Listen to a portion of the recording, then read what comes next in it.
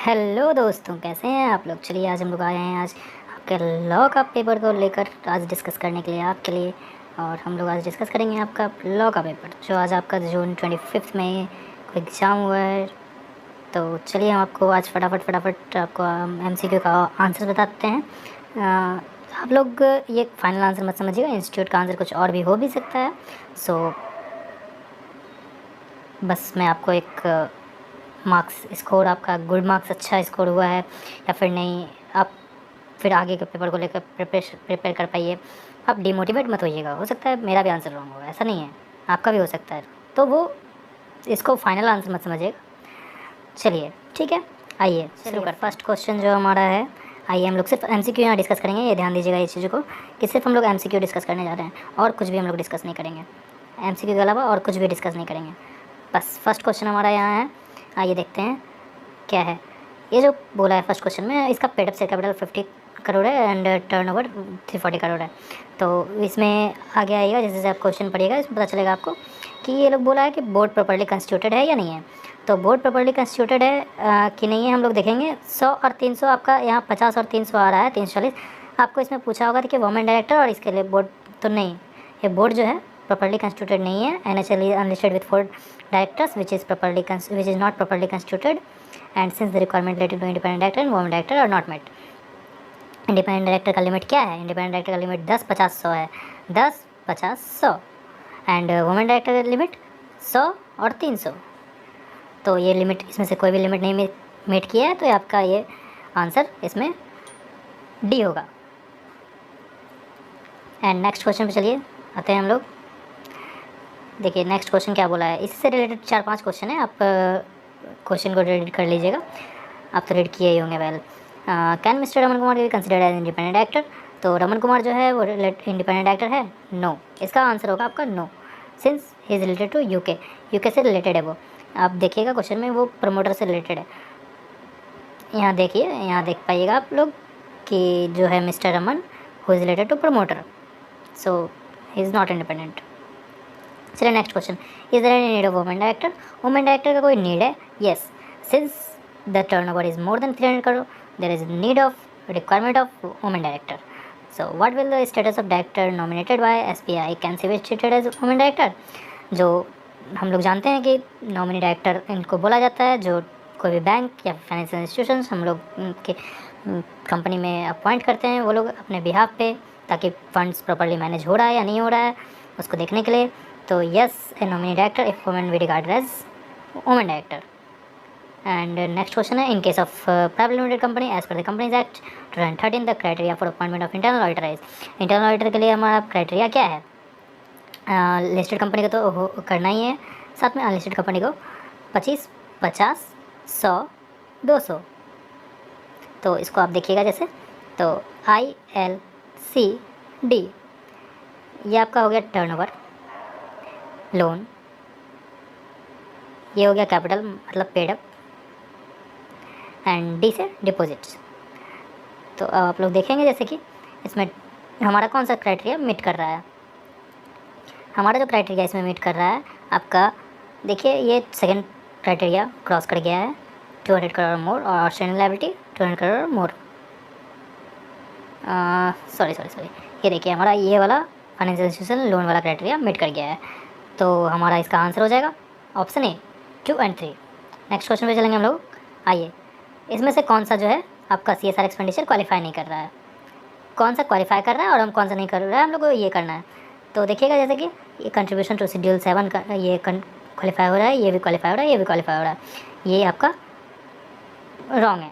Unrecognised charitable institution में जो अगर हम लोग डोनेशन करते हैं तो वो हमारा CSR के कंडीशन में नहीं आता है। सो इसका ऑप्शन हो जाएगा आपका 2, 3 and 4। Question number next question number 7। आइए, the insolvency IBC and 2016 not applicable to, किस पे एप्लीकेबल नहीं है? फाइनेंशियल सर्विस प्रोवाइडर पे ये अप्लाई नहीं होता है, बाद बाकी सब पे अप्लाई होता है, ये आप लोगों ने देखा होगा। Question number 8, next question, under the IBC a person shall not be eligible to submit a resolution plan if a person or any other person acting jointly or correctly जो है वो क्या किया हो, इज़ एन अनडिस्चार्ज इंसॉल्वेंट, और NPA हो गया हो 1 साल में अगर हुआ है तो is willingful defaulter at the time of resolution plan. इसका आंसर हो जाएगा हमारा क्वेश्चन नंबर 8 का A 1, 2 एंड 3 तीनों ऑप्शन इसका सही है।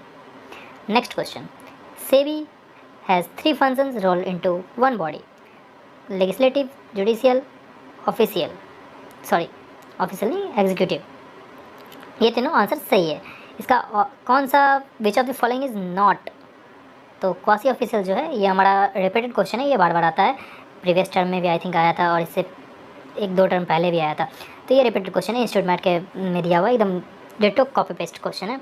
तो ये फेवरेट क्वेश्चन है इंस्टीट्यूट का मुझे लगता है।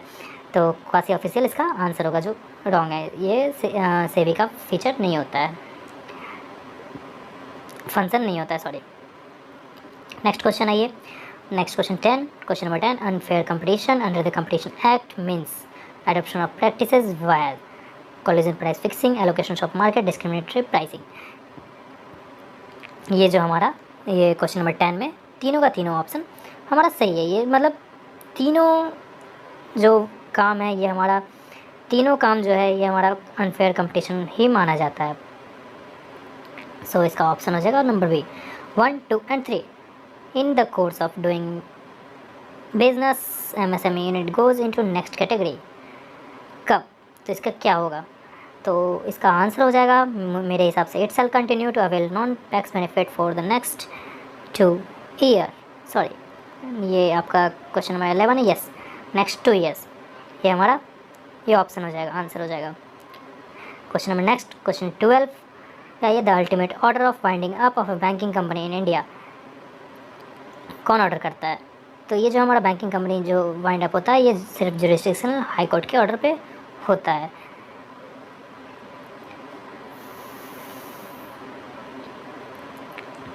Next question,